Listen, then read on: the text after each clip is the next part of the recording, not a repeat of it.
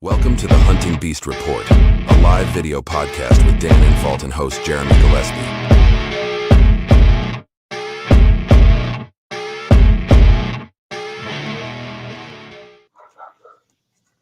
All right, today I'm joined by, as usual, Dan Infalt and special guest Eric Jeske. Eric, how you doing tonight? I'm good. How are you, Jeremy? I'm doing good. Dan, how about yourself? Doing great. So we were talking offline. Eric, I watched most of Dan's videos, and I actually don't know how you and Dan met, and I don't know much about you. I see you on the videos, but maybe give us a quick introduction and tell us the story of how you and Dan met. Yeah, so what it was over the years, I was taught, as a lot of people were taught, hunt out of the same box blind every year, sit in the same spot, and just the more hours you put in, you will kill a nice deer. And at one point, I thought there has to be something more to this, so I started doing research. I came across Dan, and I reached out to Dan. I went to a couple of his workshops, and then I was able to get Dan to come up to a place that I hunt and actually scout that property.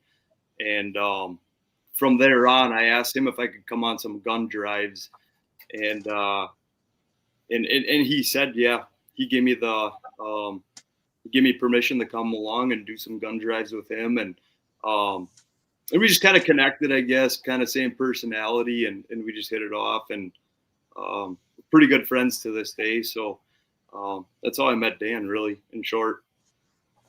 So you volunteered to bust cattails for Dan on the drive, and he said, absolutely. Can't get enough of those guys, right, Dan? Right. I even said I won't carry a gun. Yeah. Well, tonight's episode, we're going to cover big woods and specifically late season. So for people that don't know, and Dan, I've been watching the channel. I don't think you released anything.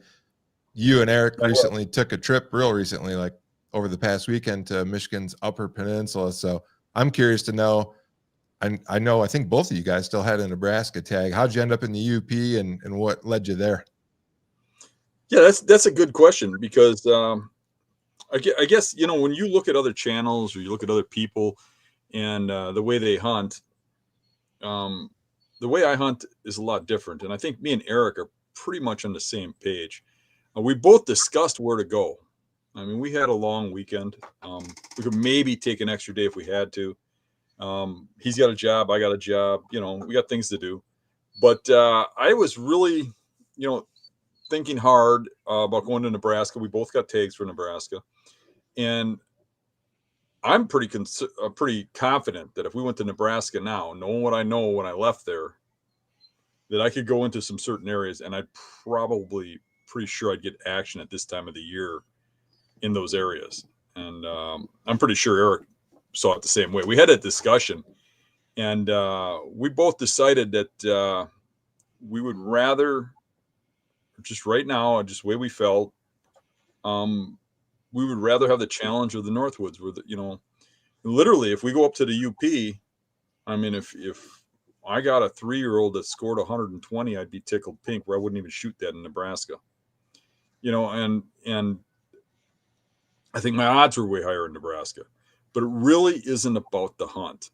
I mean, the kill. It isn't about the size of the animal, like a lot of people think. For me, it's more about the adventure. It's about the people you meet. It's about the challenge, of going into the Northwoods, figuring it out, finding an animal, killing it.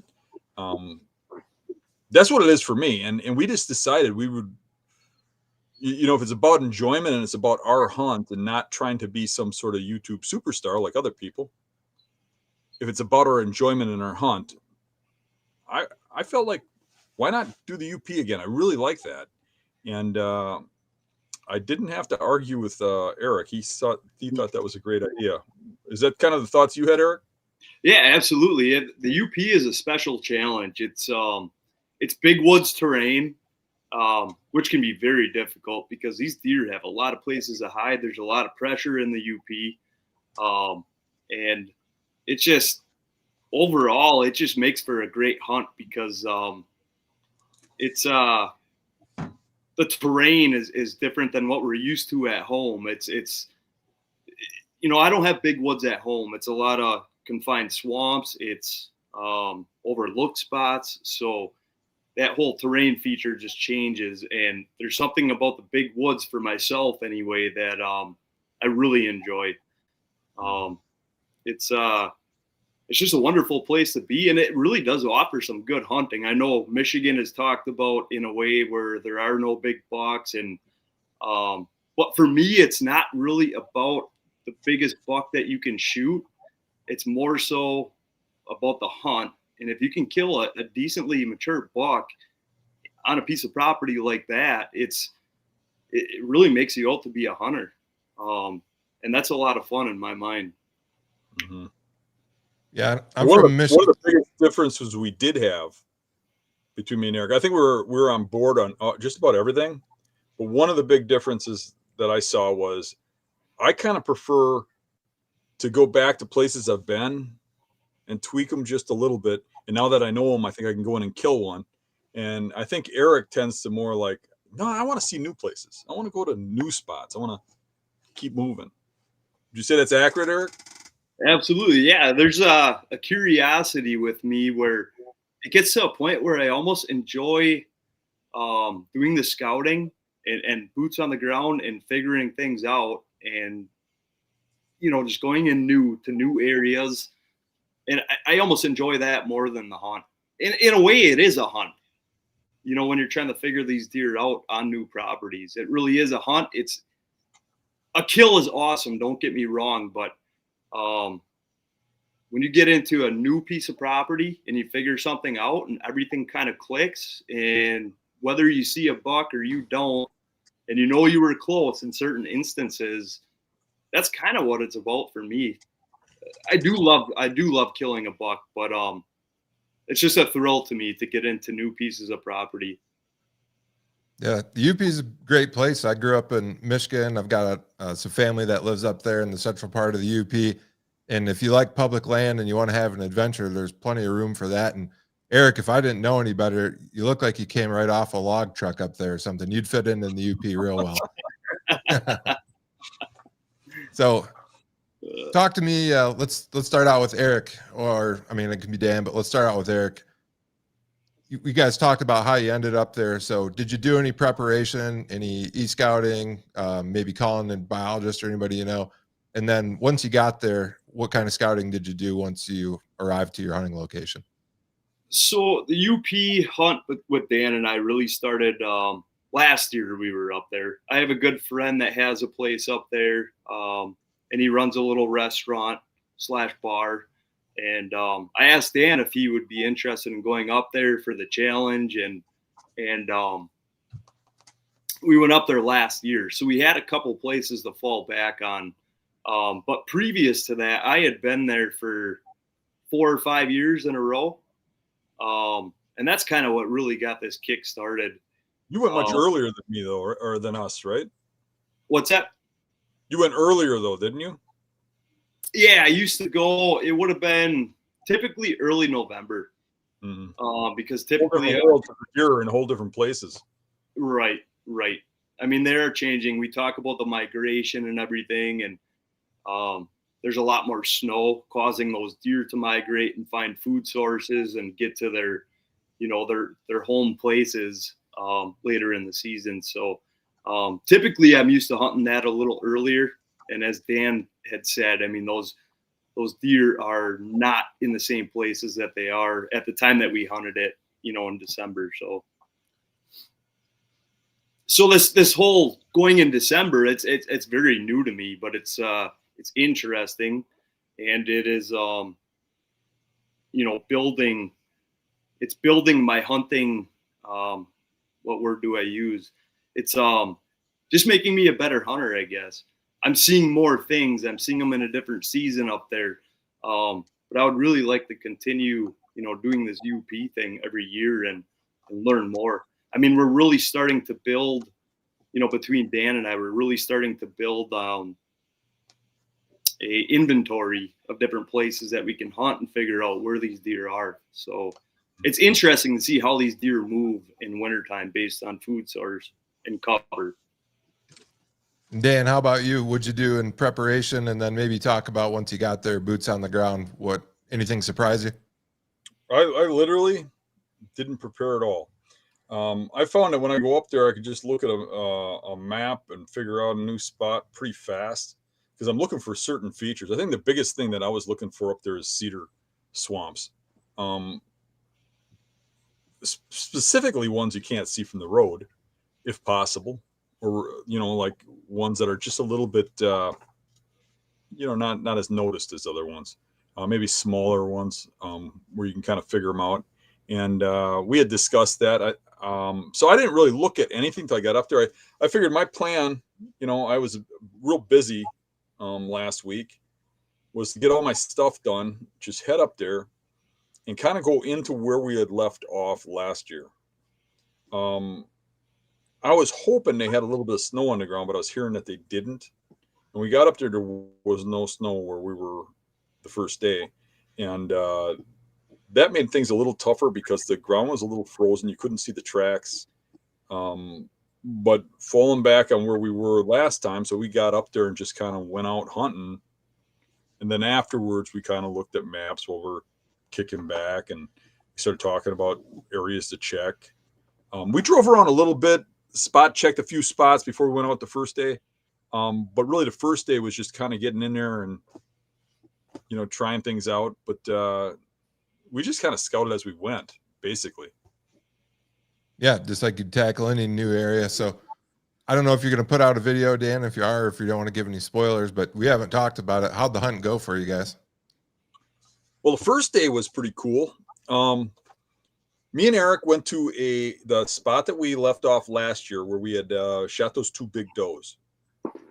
And now knowing what we knew, we were going to go into the better areas right off the bat. And basically, this particular cedar swamp was round and had a lake in the middle. Well, the lake was kind of maybe egg shaped, and on one end it came to more of a point, and at the end of that point it was pretty brushy and thick, and it seemed to me like the bucks should be coming out of there.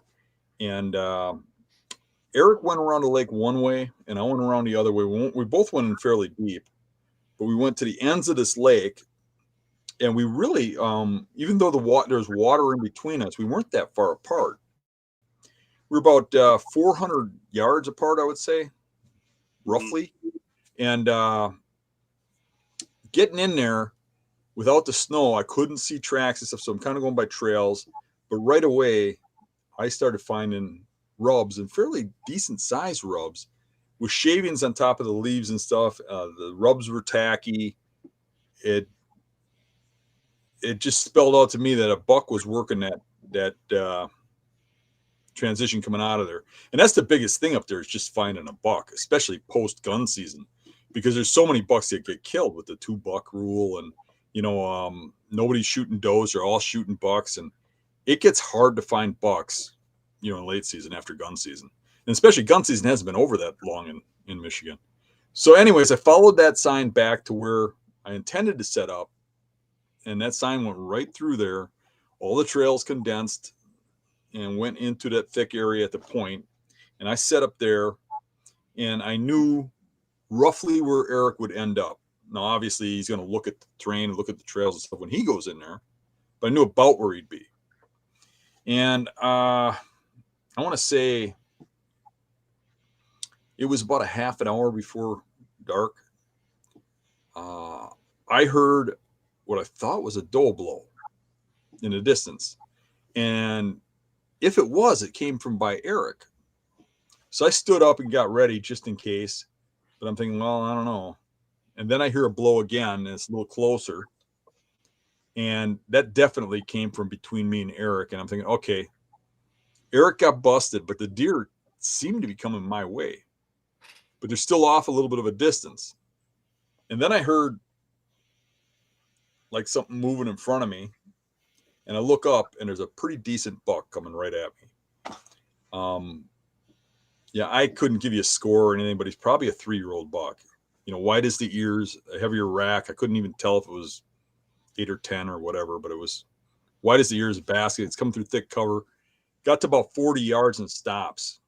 Well, going in there, I made a lot of noise, and them cedar branches breaking under me and stuff. But I tried to be quiet. But I did snap a couple fairly loud branches, especially trying to climb the tree, because you have to get some branches out of your way to get up the tree.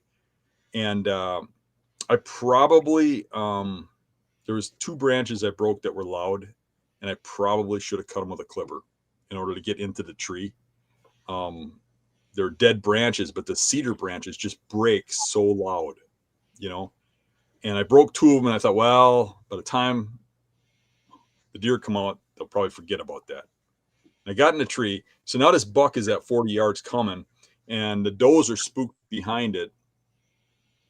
And it stops at that 40 yards marks. And you know how cedars are, where, you know, deer eat them till as high as they can reach. So there's that understory is wide open, but up in the trees, it's kind of thick. He gets and he's just scanning right where I'm at, but he doesn't see me. And the wind's in my face, so he doesn't smell me. And he's looking for danger.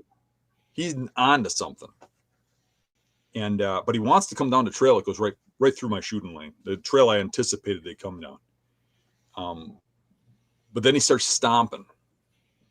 He knows something's up, but he's not smelling me. And then the does are still blowing, and they're getting closer and closer and closer. And pretty soon they start coming through the same funnel right to me. And they get right up on that buck's butt. And then they stop, and they don't like the buck in front of them either. And they start going back and forth on what to do. And eventually they kind of just trot, you know, kitty corner off to the side away from me and around me. And then the buck turned and followed him. And in hindsight, what I think happened is, now Eric, after the hunt, Eric told me that he never saw the buck. He saw the does. Both does I saw, he saw. It was open enough where they went through. He could see him playing. He watched him for a while. Apparently they caught a swirl or something. But he never saw the buck. And I believe that buck was bedding where I thought they were bedding, right in the tip of that lake. And he probably heard me break a branch. He wasn't going to go over by the does blowing, or he would have walked over by Eric. And he knew something was up my way. He wanted to come my way because of the does, you know, blowing or whatever. But he knew something was up because of that branch breaking, is what I think. So it was a pretty close hunt right off the bat, day one. I mean, I can't tell you exactly how big the buck was, but I know damn well it was a shooter for me in that area. So well, that's exciting. How many days did you guys end up hunting up there? 3. Yep. Day 1 was a bonus because we thought it was going to be pouring rain. Yep. According to the weather. Then any action days 2 or 3, and were you guys only hunting evenings, or did you hunt mornings? And what were you doing for scouting? Evenings. We just hunted evenings. Dan has to have his 3 pancakes in the morning. So I knew you'd give me hell about that. Yeah. We talked about just like going hardcore and like living off the land and just eating cheese dogs, but we ended up in restaurants in the morning. But there's plenty of time to have a couple pancakes and scout. Actually, the cheese dogs are it's good because you can eat, like, this restaurant would make me like 3 pancakes the size of a cake, you know, and sausage patties and eggs and stuff. And you eat all that and you're like, oh man, I shouldn't be putting on all those calories. But then you eat these cheese dogs that were sitting in the truck for 3 days on the heater. And then they taste a little rancid, like sour. And, you know, all that stuff cleans right out of you. It all becomes liquid and comes right out. Who would have guessed you? That's true. Just ask Eric. Yeah. Just leave cheese dogs in the truck for a full day without being refrigerated. Yeah. Actually, you know what they taste like if you do that? They taste like shrimp sauce.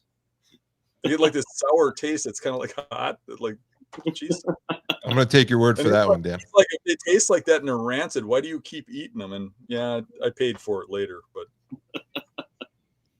So after day 1 of the evening, and you guys were close enough, so it sounds like you guys were seeing the same deer. What was the plan for day 2? Did you scout in the morning? What were you looking for, and where'd you end up afternoon of day 2? About day 2, Eric? Day 2. Boy, where did we end up, Dan? We went to we went to find snow. Yeah, we went to find snow. We drove an hour west. I had been looking at a online website put on by the DNR, and they had said that there were 4 inches of snow in this area, and that map had been updated 12 times per day. And we got all the way out there, and we started seeing snow in the ditches, and but it seemed more like where the plow truck had thrown snow off to the side of the road. And we got up there, and there were no 4 inches of snow. There was some snow. It was in some places, Dan, I would say an inch. Yeah, we got into some snow, enough to do a little bit of tracking, check for tracks, but there wasn't a lot. Yep. So we came across some crops, some open green fields, some corn, and we drove up some gravel roads and tried to cut tracks, and we just weren't seeing anything really. Hey, talk about that first road we checked. We're driving through wilderness, and then we come upon, like it is in the UP, a corner, and there's 3 buildings, and one of them's got a barn and a cornfield. And the corn is standing, and this is the only corn around for miles. And then Eric right away goes into his map and says, well, hey, it's public right across this road over here. We get to the road, and it looks more like a driveway, right? But it's a public road. So we drive down, and there's snow in the ditches, and we're both looking out each side trying to pick up a track, and there wasn't one track to that corn whatsoever. We get to the end of that road, and there's this shack down there. And the shack, I mean, it looked like something you'd see in Africa, this round little hut that, like, looks like it's made out of mud or something, And Eric's like, somebody's probably living in there. I'm like, there's nobody living in there. He's like, look, there's tracks going there. And I'm like, there's nobody living in there. And we turn around and we come out, and we run into a guy walking down the road that we had just come down. That was pretty interesting. What'd you think of that guy, Eric? Oh, I thought it was the neatest thing. Dan and I had been on our way back down that road, kind of leaving where we came from, and we saw this guy walking up the road with a grocery bag in his hand. And we didn't know what to think. We just thought maybe he's kind of giving us the eye because we're going up his driveway road, but yeah. So we stopped to talk to him. We thought maybe he's coming back from the grocery store, and Dan had rolled his window down, and I said, Dan, let's just stop and talk to the guy. Let's see what kind of intel we can get on deer and everything. And I think Dan had the same idea, but we ended up pulling up on this person, and we stopped, and the man happened to be 82 years old. And we just got into conversation, and I love having conversation with those guys from the old school generation because number one, they just have stories about life. Number two, they could tell us a lot about the deer in the area. So we just started having conversation with this guy, and he explained that he had moved to the UP he's from Green Bay, Wisconsin. He had moved there, Dan, 40 years ago or something? When he was 40 years old. He worked for UPS till he was 40 and saved every cent he had. Yeah. Then he moved up there. So what he ended up doing was building a round home out of, if you imagine a wood pile, like a firewood pile. He built his house. The walls were built out of that, not split wood, but round logs, and he packed mortar in between them. And sawdust for insulation. Yeah, that was what his walls were made of. And then he had a masonry wood stove in the middle of the house to heat his home. So the whole idea behind that, everybody knows, is those stones heat up and you get radiant heat. But what else is cool is he has a sod roof on his house. Yep. Really? It's a sod roof. Yeah. So that was very cool. This guy was just a wealth of knowledge. Everything to do with deer, everything to do with life. And it was very interesting to talk to this guy. And that was one of the highlights of our weekend, to be honest. Yeah. It was. And really, that's why you go to the UP hunting, to meet people, to see sights. For me, it's not as much about killing anymore. It's about the journey, And that guy was incredible. I mean, we pull up to this guy, and he's probably kind of giving us the stink eye because we're going up the road that goes to his house, and he's probably wondering, like, what are these guys doing? I see a Wisconsin plate, and I rolled down the window, and he comes over and he goes, "What are you guys up to?" And I just said, "Oh, we're up here deer hunting. We're kind of saw the cornfield over here. We're driving up and down and looking in the ditches for tracks." And he goes, "I keep a journal of all the deer I see and all the game and animals I see." He says, "I got a detailed journal. There was 4 deer this year. Wow. 2 bucks that he said got shot during gun season, a doe and a fawn." And he says the fawn disappeared right away. He thinks the wolves got it.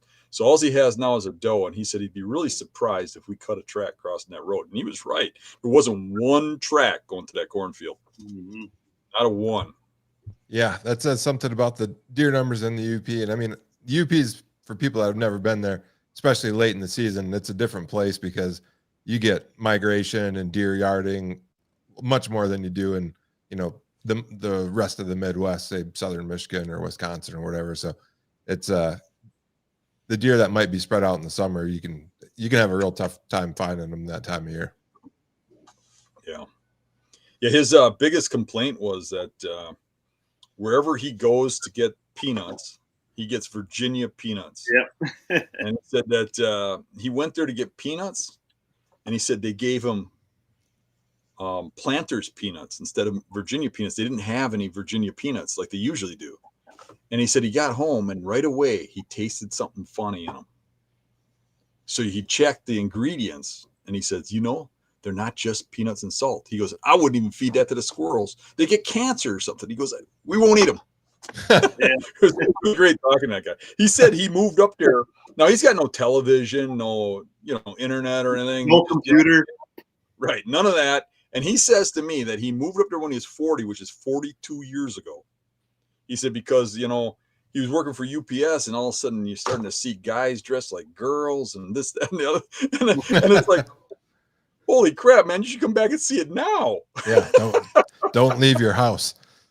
Yeah, that was fun. And then when we left him, we went up the road, and this is how different it can be. I mean, we went up the road for, I don't know, mile, 2 mile block, right, to the next road into the wilderness, which was actually a state forest road that had access. And you could see people were hunting back there, and I didn't have to go look, but you could tell people were baiting. You could see where they park and where the trail goes back and forth in. And that was pretty cool. I mean, we cut one of the biggest wolf tracks I've ever seen in my life. The thing was like a pie plate. It was huge. I took a picture of it next to a $50 bill, and that track was like the length of the bill, like 6 inches long. He had to be alpha. Yeah, it was on the only decent big buck track I saw out there. I mean, you got onto some back in there, but I didn't see a deer on that. How'd your hunt go? Second night, I didn't see anything either. We ended up splitting off of that trail, Dan, that heavy trail that we saw going to crops. And, I took that a ways back and it split off a few different ways. And it's so hard to tell what is bedding out there because there are so many places to bed. I did end up seeing a coyote that night, which is opposite of what you want to see. But nothing that night. Yeah, I didn't see a thing. I followed that buck track. First, I was going to take it the other way, the way that the wolf and the buck had come, and realized right away that the wolf had picked up that buck at the road. So I started following that buck back, and realized that in the morning he went back to bed across the road. That's where, because I thought the wolf was chasing it, that it would probably run back around to bedding. But then I realized it had gone over there. So I still went over there and checked things out, but I didn't find much sign on that side of the road. Then I ended up back on my side of the road. Me and Eric had split up. Eric was in one area, I was in another. So then when I got on the other side, I followed that buck track until it lost the wolves. And then I hit a spot where several trails came together and they're really heavy. And they came together in one spot, and there's a good spot for a tree. And I contemplated going further because it looked like bedding could be I don't know, 500-600 yards away. But, you know, you kind of got to take gambles. You know, if you go too far in thick stuff, you can get where there's no setup and you go too far. And you can set up where it's open and you're too far back. And I think I set up too far back, but I just figured, well, they'll probably get here by dark, you know, and I did not see a single deer. But I was kind of surprised because it was getting dark every day at like 4:30, and that day it didn't get dark till 5:30. And then we were like, something's up with this. I said, there's got to be some daylight savings time. And there was. I didn't realize that Michigan is on the UP is different than Wisconsin.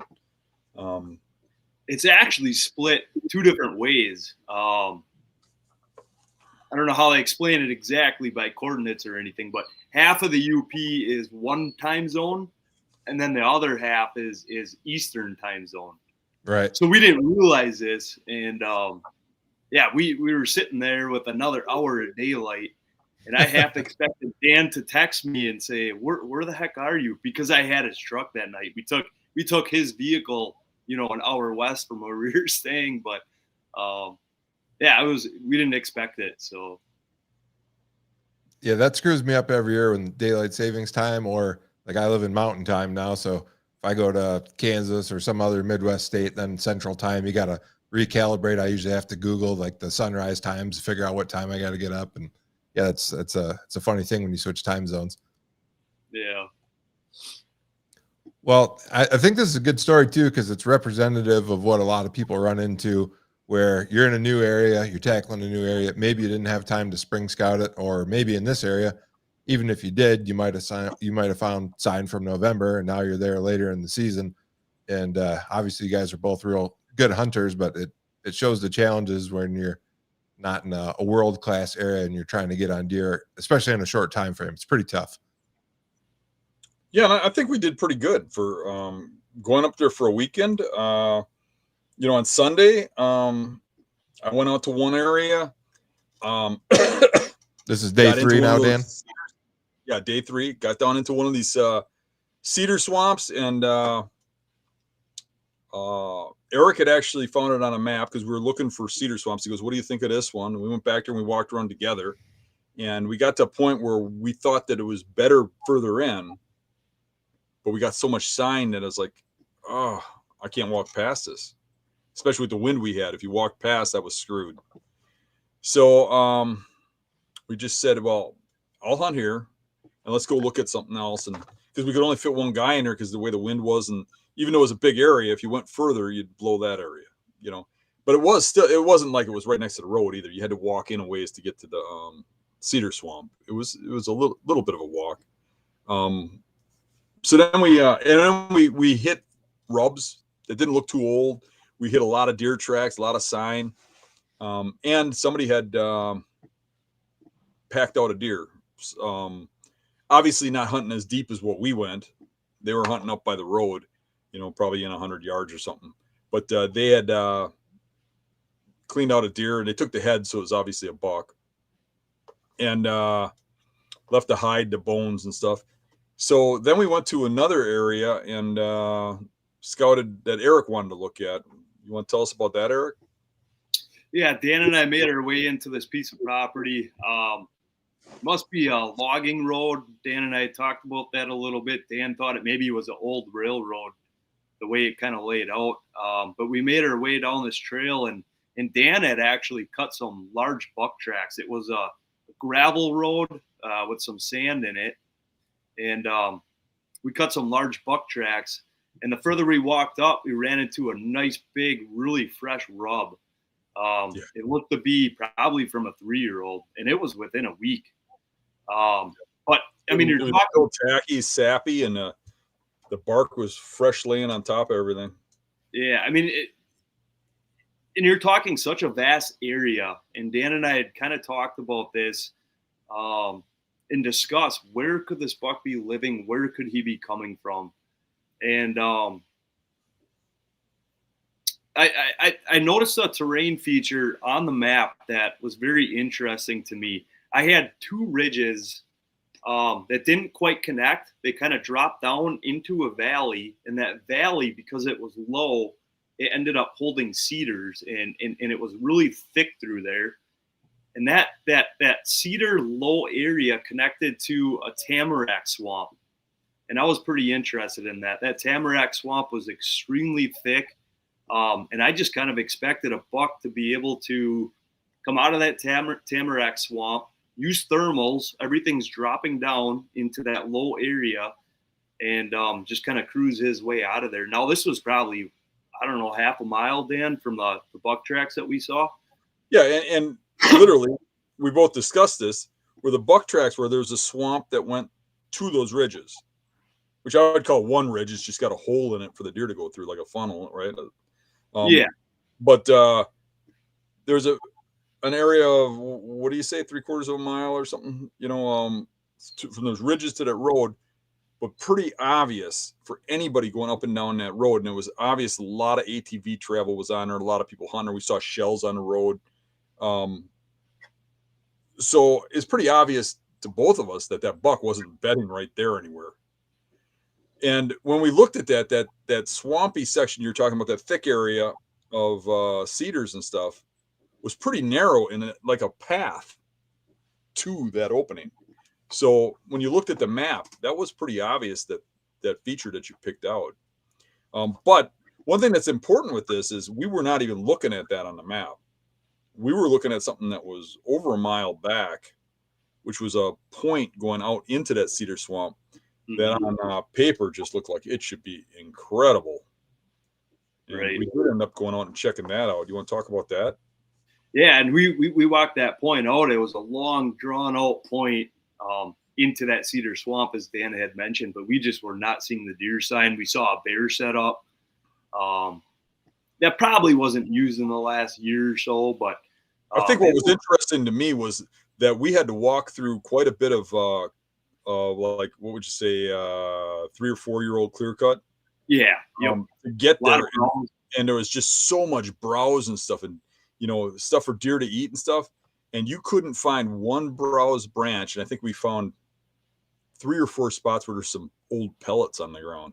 Yeah, there was literally, truthfully, there was no deer sign. There was not one rub in that whole section of clear cut. All them poplars and all those trees that are perfect for rubbing. Not one rub all the way to that point. It's amazing how some of those areas can be so vast and have no sign. And basically, when we went back, I picked up one more good buck track next to the other one, and I believe it was the same deer a few days earlier than the fresh track we found. And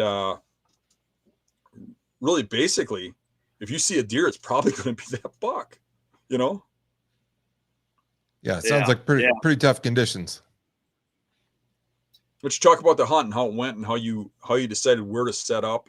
Yeah, so I ended up making my way back to this little valley. That little cedar thicket I was talking about coming out of that tamarack swamp, and there really was hardly anything for sign. We both knew that the deer in that area, the density was minimal. There was almost nothing. And the little bit of sign I did come across was a little bit of deer poop here and there. And I saw a couple historical rubs, that kind of thing, 3-4 years old. So I thought with the historical rubs, I knew that bucks use that from time to time. So it kind of gave me some peace of mind that bucks were using that to travel that direction.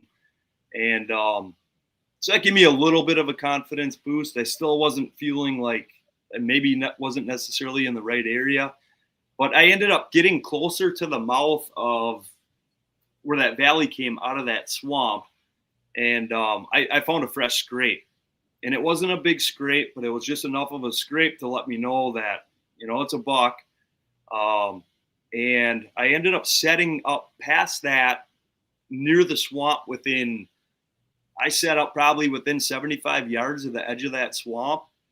And I didn't see anything the whole sit until the very last minute It got to the point where I just couldn't see anymore. I don't even believe it was actually shooting light, but because I was in a dense cedar thicket, it was extremely dark prior to shooting light, and I just couldn't see anymore. And I even told myself at one point, just give it 2 more minutes. It's still legal shooting light. And but I just got to the point where I couldn't see, and finally I just stood up and started packing things up, and I heard a crash, and I looked off in the distance, and it was one lone, white tail crashing off. I had thought it would have been a grouse or something, but it was one lone white tail. And anybody that hunts enough knows how a buck acts. It never made it onto dry ground, within shooting light. And it was one lone deer. So I have to think, and I did not see a rack, so I can't say it 100% for certain, but I have to think it was a buck. A big part about this whole way we hunt is the art of the setup. How far do you go? Where do you stop? And you literally got to get everything right the day you're in there. And I mean, I would have probably hunted right where you're at if there's a scrape there. I'd have probably done the exact same thing. But it's really hitting that. You don't know exactly where he's coming from. You got to take an educated guess. It's cool. But I believe that was probably the buck we were looking at those tracks from. I think so too. Based on those tracks, I'd say that was a shooter buck. What I would say is the low deer density, that swamp held. I really had no trails to go off of or anything. I just set up where I thought a buck should, come out based on rules, basically, and a terrain basis. Wow. I just expected this is where he would come out, and really, I was 50 yards off of where it should have been. But it really is a game it is that tight. It can be 10 yards, but I do feel that I was very close. Like I said, I didn't see a rack, but you kind of know. You kind of know Sure. when you've been hunting for long enough, whether it's a doe or a buck. So for my hunt, I went back and navigated back to that cedar swamp and set up. And when we went in there the first time, when we were scouting, we went in a certain way to kind of follow the land border and look at on one side where there was some privately owned land that was swamp. And as we were going along that, we found a spot where there were some big rubs and a lot of rubs coming out for that area anyways. I wouldn't call it a lot here, but a number of rubs coming out of a swampy area. But looking at it, I would say that those rubs were from earlier in the year, like rut, when there was cover on the trees. And looking in there, it was more tamarack, stuff like that. And there really wasn't the cover on the trees. And there was a couple points out there you could tell were bedding points from a distance, but I wouldn't put deer there now. So looking at that, we were like, well, they're probably down in the cedars further back because we could see cedars further down. And that was a problem is a lot of times on those maps, you have a hard time telling the difference between tamaracks and cedars. The tamaracks lose their leaves this late in the year. They're needles. They're the only pine tree that loses its needles. And then it becomes an open forest, like open grass where they don't want to bed once those needles come down. And then they shift more into those cedars. But it can be hard on a map to tell the difference. So on a map, that looked like a place to go. But then when I went down and one of those cedars, I'm like, okay, they're coming in here. They're coming through like so. And we both felt they're coming from back further into cedars. And it kind of formed a point coming out. And that's where I set up, where a lot of trails came together. And there was so much traffic in that spot that I was like, man, this has almost got to be daylight because they're just hanging here, So I sat there till just before closing, and it was dead silent. And I heard a snap behind me. And instead of coming from the cedars, it came from over by the rubs. It was coming straight at me. And then I turned and got in position just in case it was a deer. And I heard, and then because of the way I was set up, I set him for him coming out of the cedars. My wind was blowing straight towards that area where I heard the snap. And then sure enough, I hear a blow back there, a deer blow. So I figure, well, that's over. So I'm sitting there, and all of a sudden I hear a blow closer. And I look over, and all of a sudden coming out of the brush, here comes a very large doe and a fawn. And they're blowing every here and there, looking around for me, smelling me. They come walking right up to the tree to smell me and look at me and then trot off. I mean, you'd never have a deer do that here. It's crazy. But that concluded our hunt. And then we navigated out, met at the road, and just headed straight home. Well, Dan, we got some questions in the chat, but before we do that, one last thing just to close it up here. Sounds like you've got a couple of years in the UP now. Looking back, would you do anything different? And if not, what do you plan on doing next time you make it into that type of terrain? Yeah, I think I've got a good game plan. I think I like hunting up there in the winter, and I like hunting the cedar marshes, and they concentrate deer at this time of the year. Now, the big thing is that every time I go up there, I learn it a little better, figure out where the deer are a little better, figure out their movements a little better, figure out where the other hunters are a little better. It seems like most of the hunters up there, they got box blinds and stuff. You run into them, you run into the box blinds and stuff. They hunt an area or a spot kind of, and there ain't really too many people up there mobile hunting. And, you get in there and you kind of, if you concentrate on those marshes and stuff, those cedar swamps and stuff, you can do fairly well at this time of the year. And to me, every time I go up there, you learn a little bit more about each cedar swamp you visit. And the ones you hunt, you start to understand how the deer move through them. If you got to go deeper, if you got to change your setup a little, and you get a little better. So, you can tweak the spots you got and just keep scouting and finding more. And your hunts can get better and better every time you go. And then Eric, for you, I know you stepped away for a second. Looking back, anything you would do different next time, or lessons learned from this trip? I don't know that I would necessarily do things different. I think it really is just building a repertoire of going back to these spots, hunting these spots down and just figuring out where these deer are. Because in the UP, you can have swamps. That doesn't necessarily mean that it's going to hold deer like it does, at home. Where I hunt in Wisconsin, those swamps are always holding deer. But you go to the UP and these swamps are, I don't know why that is. Maybe because there's not a food source. Maybe the density of deer are lower than they are at home. But it is boots on the ground. And as Dan had said, you look at these maps and you can't tell if it's tamarack or cedars. And this time of year, late season in December, cedars are kind of the key because those deer are feeding on those cedars. And that's really, I believe, a big draw for these deer. So it really is going in and putting boots on the ground and looking at the sign. Maps will not tell you all in the UP, and that I know for certain. So I don't think anything I would do differently. I think just keep plugging away at it, and eventually something has to come together.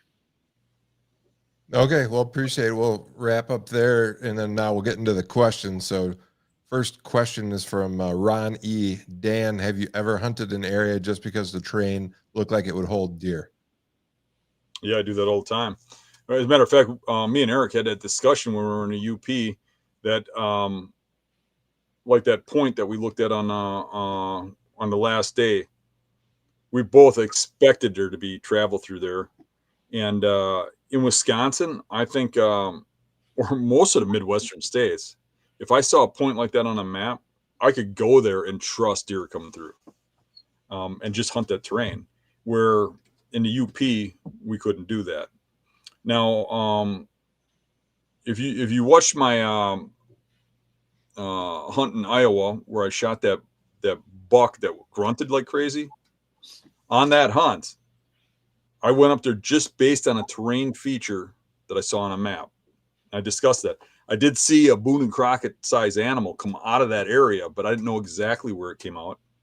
I just looked at a map and saw the top of a draw, actually the top of a couple of draws, created a little funnel, and then there was a dense like a pine thicket that created a transition, and everything kind of met there. And I was like, well, any buck going through that area is going to come through there. And when I got up there, I expected it to be torn up. It wasn't. There was one scrape, one rub, which in UP would be incredible sign. But up there, that was not very good sign for where I was in Iowa. But I even said on the video, you just got to hunt these type of spots and trust the terrain. If there's a good one in here, he's going to travel through here. And that's where I ended up making my kill. Yeah, I think hill country, especially at least my experience, and during the rut, some of the better areas I've hunted, they don't have much for sign at all. But you're between two bedding areas, or you're not that far off something, so their sign not right in that specific spot. Yeah, I got a spot in southwestern Wisconsin where, I mean, for 3 or 4 years we shot bucks on the same ridge in the same spot where it was right in between two bedding areas, and it was a leeward ridge, and there wasn't a rub on there, there wasn't a scrape, there was just a couple trails that went back and forth. But those bucks, every rut would travel through there, and you just had to trust that terrain. And looking at a map, you'd say, well, crap, that's got to be bedding, that's got to be bedding. And you got a little short window in between here where you could set up at the top of a draw and cut them off going through there. So yeah, I set up on terrain features a lot, and kill a lot of deer because of that. But I generally, what I do different than most people that set up on terrain features is I always try to factor in bedding, because the deer we're really after aren't the 2 and 3 year olds everybody's shooting on leeward ridges. They're the mature bucks that don't travel very far in daylight. So you got to get them in the narrow spots in between those. Still hunting on that those land features, but you're trying to get close to bedding. No, that's a good point. And I've seen some of the map reading posts where people suggest areas, and I can't tell you how many times I've seen people pointing out saddles, and the saddle leads to a road or something, and there's really nothing across the road. It's like, yeah, it's a saddle, but where's that deer going to? He's not crossing through there because there's no destination. Dan, MJ outside. I might be out of the loop. Any word on the Beast Gear camera arm? Yeah, we're having a meeting about that tomorrow. But I think the gist is that it's going to be, we're going to have them in stock in January. Oh, that's exciting news. Pretty quick. Yeah. Yeah. You going to send out an announcement, or I'm sure you'll post a video on the channel? Yeah. Mm-hmm. Yeah, we'll send something out. Yeah. All right. So looks like in the new year, new product for the new year. That's always exciting. Hunting newbie asks, will mature bucks that lived in marsh areas move miles to ag lands to cut bean or cornfields, or hit the hills that are closer for leftover acorns? Some do, some don't. Yeah, marshland, a lot of the deer do move out of the marshes. They move to the edge terrains. If there's adequate food, they stick around, but they don't like being just out on open ice in deep snow in cattails. So they'll go up onto the islands. They'll go, into the brushy points. They still need cover, but they don't have that cover in the cattails anymore. When the cattails are, got a foot of snow in them. But they will go long distances and migrate further if they need to for food. You will find even in farmland and stuff, you'll find those deer. You can go to an area that you hunted deer all year and they'd be void. They're just in a track. You kind of got to hop around in late season and find the deer, no matter where you are. It doesn't matter what state you are. Well, it does a little, but in the northern states, if there's snow and cold, you kind of got to migrate to the deer just like they migrate to the food. And it can change year to year because a better food source comes up, they go to it. And it gets to in late season where you're not as much hunting bucks anymore as you are hunting deer, because the bucks will be with the deer. It stops being about rut and stuff like that, and it starts being all about food and survival. Now any season hardened buck, who's been shot at and such, is going to still, find secure bedding, but he's going to probably try to find it as close as he can to a food source. Now, one thing that surprised me about the UP was I am used to bucks in wintertime bedding close to food sources, especially if they have adequate bedding. And it seemed like in the UP, there was plenty of adequate bedding around these swamps and stuff, and these cedar marshes and stuff. And the deer still moved quite a ways. There was one spot where me and Eric both looked at a cross trail that was really good looking. Going based on the direction of travel, we figured it was morning travel, that they're going one way, they're going back to bedding. They were looking at the map, and I said, well, I think they're just in here not too far. We should probably just go in a little ways. And Eric says, you know what? I'm looking at the map. There's a road. I don't know. How far do you think that road was, Eric? Quarter mile? Quarter mile, yeah. Yeah, down. That cuts the other way. Let's just see if this trail crosses it. And sure enough, it did. And then you look and you're like, well, now there's a hunter set up there with bait. Yeah. and it's coming from further. And looking at a map, you're like, well, it looks like it's still, what do you say, almost a half mile? I mean, more than a quarter, right? Yeah. And then you took it in even further. So if I would have set up inside that woods where I thought they were coming from, I wouldn't have been within a mile of those deer. And you still probably weren't close enough because you didn't see any. And the tracks were all fresh on there, so they're coming through daily. So they were moving really far there. So it kind of goes against what I'm saying. But in a lot of cases, those winter deer, what I find is they move very short distances. And I would imagine the deeper the snow, the more that's the case. Yeah, and they're trying to bed basically in the food. And for people that don't hunt northern climates, I mean, you talked about it already, but that white cedar, that's great thermal cover, and it's a preferred winter food source. So, Dan, let's see, or either one of you guys, Up North Outdoors, is there going to be a video from the UP trip? Yep. Any idea when that'll be edited and released? Probably within a week. Okay. I'll probably do it this weekend. The only thing we miss is you eating cheese dogs. Yeah. Well, it kind of went right through me. I kind of stopped eating them, so we didn't film. We did get them. Dan, I know you're not big on sponsors, but maybe we can link you up with Pepto-Bismol or something. Yeah. I'm like a dog. It comes out. Oh yeah, those hors d'oeuvres were a meal in itself. Yeah, I made a simple cheese and sausage snacks, and he only eats one. So Dan gets a stick of sausage like this big, normal, whatever, 2.5, 3-inch diameter. He ends up making it into 4 pieces and adding a piece of cheese and a cracker on top and a cracker on the bottom. And the pieces of cheese are 3/4 of an inch thick. And he calls them hors d'oeuvres. So I ate one and it was a meal. Yeah. Yeah.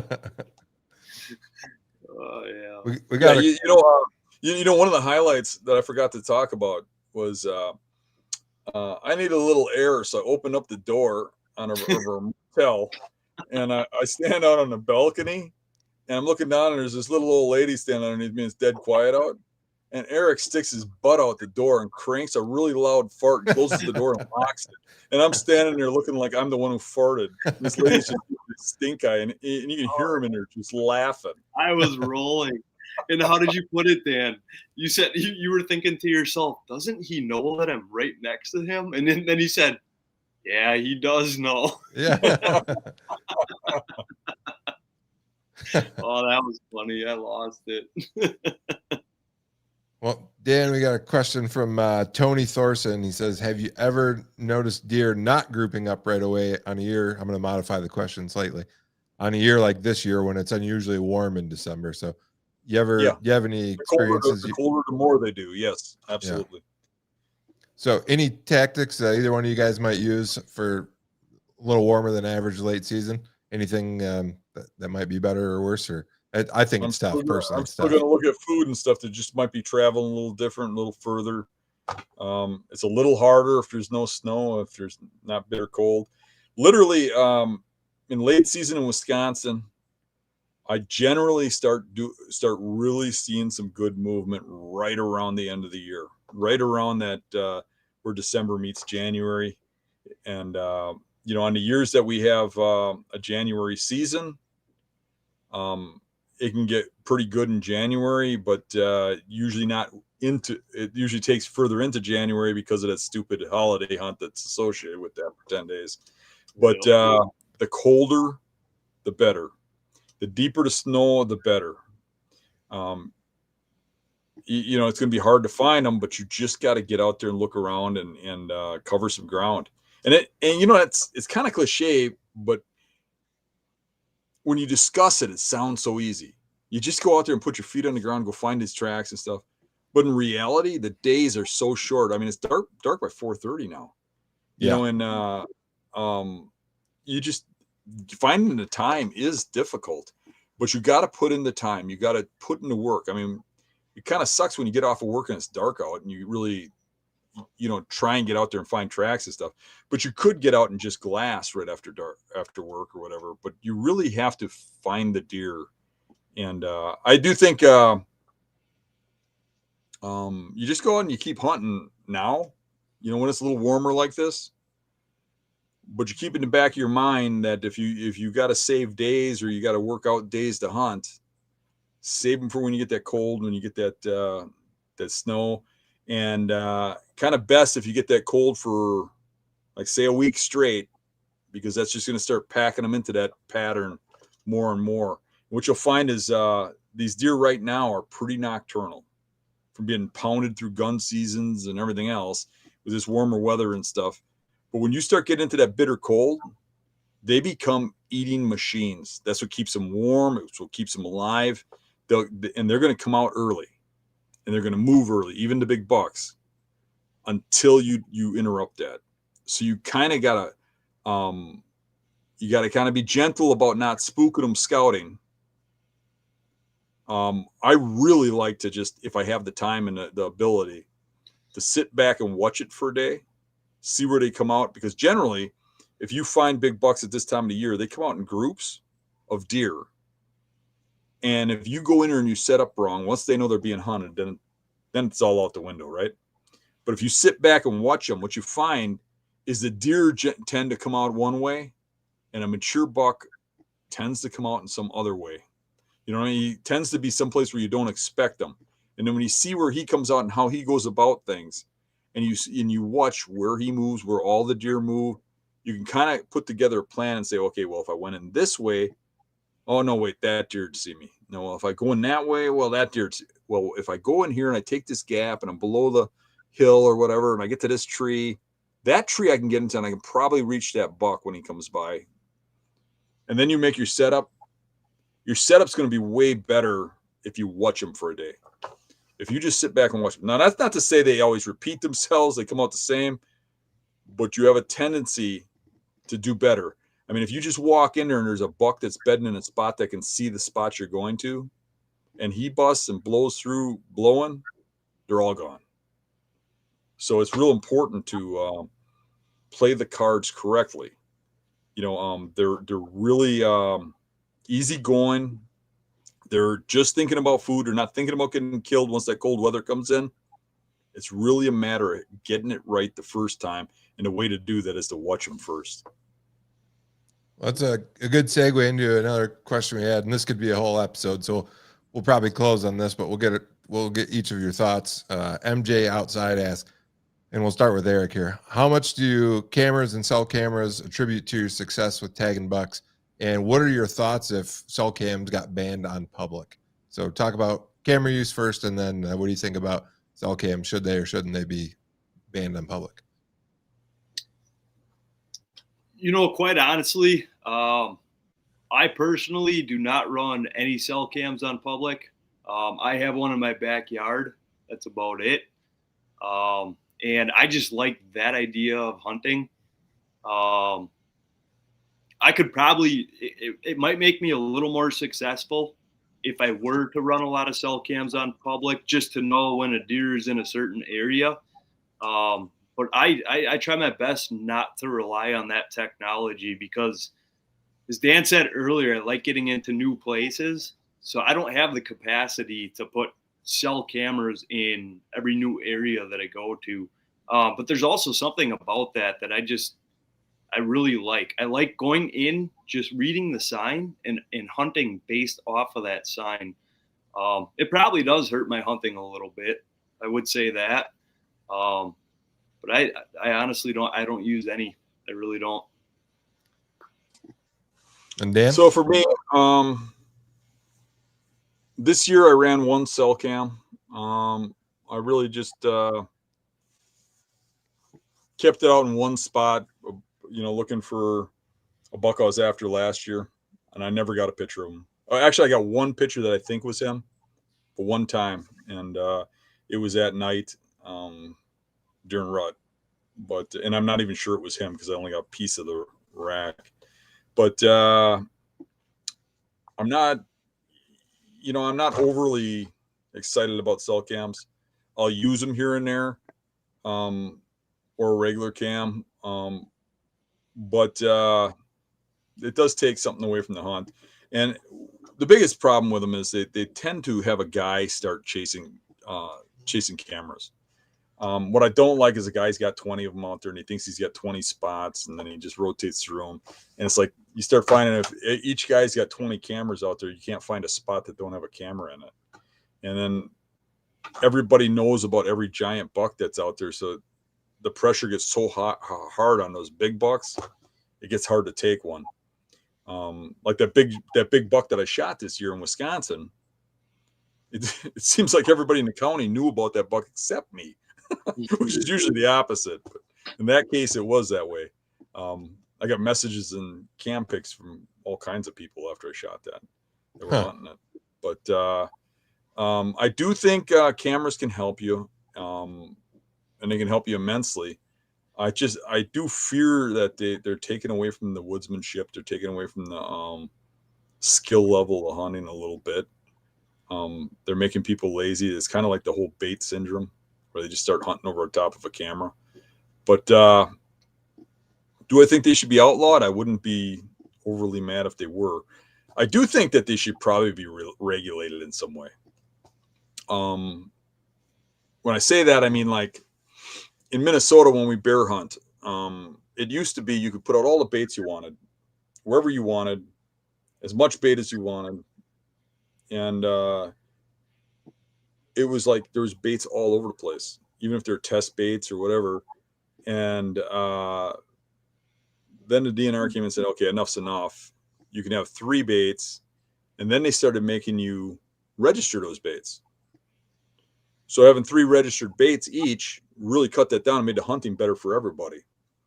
And I think if people were limited to 2 or 3 cameras on public, it would be a better hunt than having people having 15, 20 of them.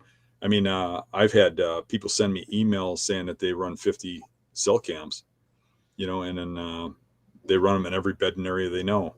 And it's like, geez. Now, I'll tell you this much, too. Cameras do spook deer to some degree, too. And just like hunting, exactly where those cameras are makes a huge difference. So if you put that camera in a bedding area, and within that bedding area, that deer is really in tune with what's going on, he's going to notice that camera. You're going to get pictures of him staring at it, and then you're going to start seeing them come in less and less and less. They can smell the cameras. Even if you put them in the sky, they're going to notice them, even above. Is way is much more of a better thing to take that camera and put it on an exit trail to the bedding or an entrance trail to the bedding. Not to mention they don't always bed in the exact same spot. They kind of bed in an area. And if you cover that entrance exit kind of, you'll get more, you spook them less.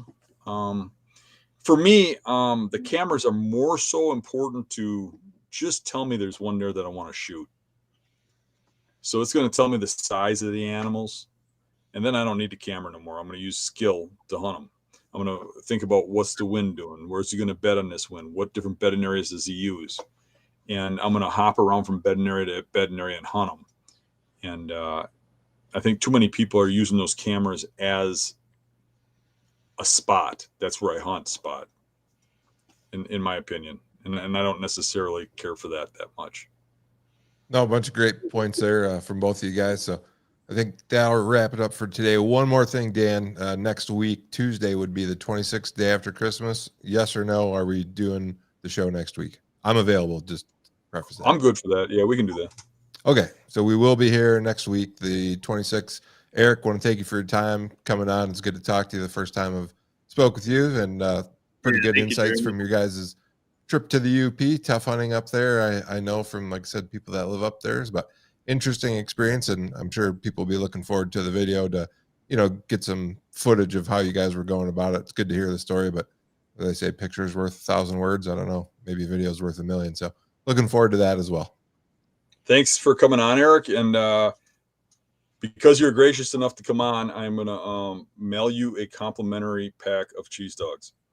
I actually found that I still had half a pack in the back of the truck. Hey, save them unless you can send them refrigerated. Oh, once you refrigerate them, they're tainted. They're better room temperature. I'm not sure that's why they tasted like shrimp sauce, because they were refrigerated. Well, on that note, thanks again for everyone that tuned in. Thanks for everyone that asked questions. If we didn't get to your question, hopefully we'll see you next week. We'll try to get to them then. Take care, everybody.